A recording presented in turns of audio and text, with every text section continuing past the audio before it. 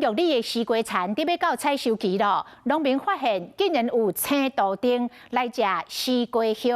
这个西瓜叶若变少，是会影响到西瓜的生长。农民真担心青豆丁会害因损失惨重。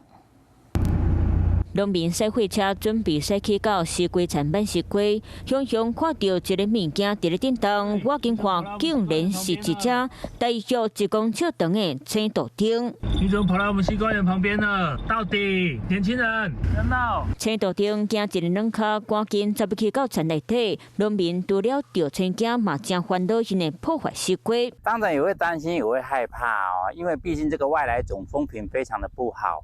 万一它大量繁殖，造成我们无计可施的状况之下，影响我们的生计。虽然青豆丁伫咧西南部一块，不过对农作物造成的损失是真惨重。敢若去年掠到的数量高雄到6500只，屏东嘛超过48000只，数量是侪甲惊到人。想到即马含花莲拢有青豆丁的现象，地点阁是伫咧种西瓜的所在玉里镇，特别到采收期，就惊因大量生炭会造成农损。绿鬣蜥其实在花莲目前可能还算是相对比较大家不熟悉的一个外来入侵种，它其实是吃素、吃嫩叶，那危害比较严重可能是蔬菜瓜果类，让这个植物能够行光合作用的叶子变少，可能会影响到后续的产量。青豆丁早干那杯湿水清清要掠鱼无简单，唔难咧台湾的铁鸡卖偷食细粒西瓜，真歹款，每一粒西瓜都规喙啊都不爱滴啊，加上铁鸡是保育类的野生动物，敢会当给赶，袂当给掠。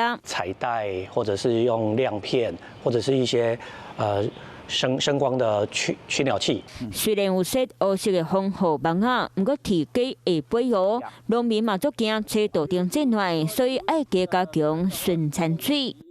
对 ，Hello， 我是张新文。想要抢先掌握最及时的新闻资讯吗？赶快订阅、按赞、开启小铃铛，锁定华视新闻 YouTube 频道。